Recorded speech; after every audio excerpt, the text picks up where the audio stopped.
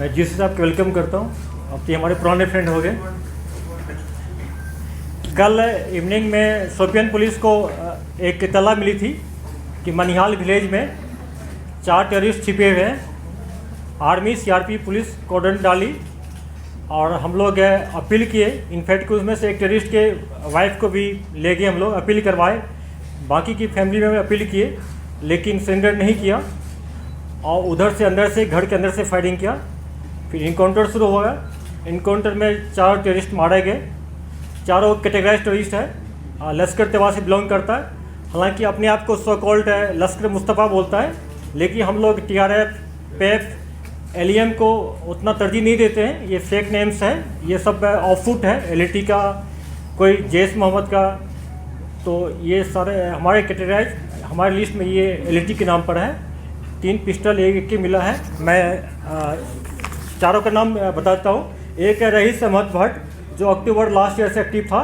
दूसरा है आमिर सफ़ी मीर जो फरवरी 2021 से एक्टिव हुआ इसी साल। याकीब अहमद मलिक है जो दिसंबर लास्ट ईयर से एक्टिव हुआ है। और आफ्ताब अहमद वानी जो लास्ट ईयर नवंबर से एक्टिव हुआ है। फ्रेंड्स, इस साल अभी तक 9 इनकाउंटर्स हुए हैं, जिसमें से कि एक नॉर्थ कश्मीर, बाकी साउथ कश्मीर हुआ है। और इस 9 इनकाउंटर टोटल 19 टेररिस्ट मारे गए। इस 19 में से 9 जो है 9 सिर्फ शोपियान डिस्ट्रिक्ट का है और 2 टॉप क्लास का कमांडर है। एक अलवदर का जो गनी ख्वाजा मारा गया था सोपुर में, और एक सज्जाद अफगानी मारा गया था जैश मोहम्मद का। 2 टॉप कमांडर हैं। टोटल 18 टेररिस्ट रैंक में नए लड़के ज्वाइन किए हैं, जिससे 18 में से 5 इनकाउंटर में मारे गए हैं। 3 अरेस्ट हुआ है, बाकी फील्ड में एक्टिव है। उनके पेरेंट्स से भी हम लोग अपील कर रहे हैं कि उनको वापस लाएं। कुछ पाइपलाइन में है, शायद वापस भी आ जाएगा। और इसके अलावा हम लोग करीब 7 ऐसे यूथ था जो कि ज्वाइन कर चुका था, उनको फैमिली के हम लोग हेल्प से वापस लाए हैं। और हम लोगों पर पुलिस सिक्योरिटी फोर्स और पेरेंट्स काफ़ी ट्रस्ट बढ़ा दिए हैं। और कल भी हम लोग एक्सपेक्ट कर रहे थे कल रात में 2 बजे की सरेंडर कर जाएगा। काफ़ी अपील हो रहा था फैमिली की साइड से हम लोग से, लेकिन नहीं हो पाया, उन्होंने नहीं माना। और फिर भी हम लोग लगे हुए हैं। इसके बाद जहाँ तक बात है एसओपी फॉलो करने का, हम लोग पूरी तरह इसको फॉलो, जैसा कि आप लोग पहले बोले थे हम लोग कि जनवरी में पहला पीसी में कि हम लोग का फोकस रहेगा खास करके जो लोकल टेररिस्ट है जो हमको सरेंडर कराएं, चाहे ड्यूरिंग इनकाउंटर हो या बिफोर इनकाउंटर। ये हम लोग प्रोसेस में लगे हुए हैं। एसओपी का फॉलो हो रहा है। सिक्योरिटी फोर्स बहुत प्रोफेशनली वे से ढंग से काम कर रही है।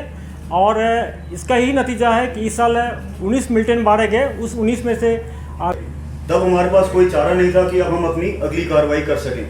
तो आपके जरिए, मीडिया भाइयों के जरिए यही पैगाम हम सब की तरफ से, आईजी साहब की तरफ से और कोर कमांडर साहब की तरफ से, मेरी तरफ से, कि जो भी सरेंडर के लिए आना चाहता है लास्ट मोमेंट तक, सारी की सारी सिक्योरिटी फोर्सेस लोकल लड़कों के लिए कमिटेड है। अगर लास्ट मिनट तक भी हमारे पास होगा, हम अपनी जान की परवाह ना करते हुए फिर भी सरेंडर लेंगे। मेरे एक लड़के को जो 34 RR का था, जिसको गोली लगी है, वो गोली भी इसीलिए लगी है क्योंकि वो कवर लेकर आगे जाके उसको लाने की कोशिश कर रहा था। अगर हम ये सब ना करते तो शायद ये इनकाउंटर आधा घंटा भी ना चलता। तो पहला पॉइंट ये है।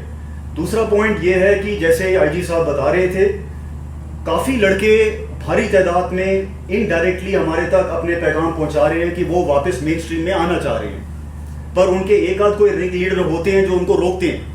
तो आपके जरिए अगर हमारा ये पैगाम गांव-गांव तक जाए कि जो भी वापस मेन स्ट्रीम में आना चाहता है, हम उसको बहुत खुशी से वापस शामिल करना चाहेंगे।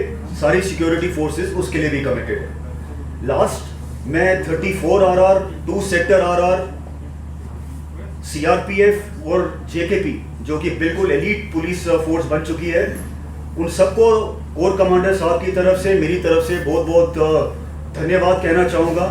क्योंकि इतने प्रोफेशनल तरीके से जो आजकल ऑपरेशंस हो रही हैं, वो तब तक नहीं हो सकती जब तक टोटल समन्वय ना हो। Thank you.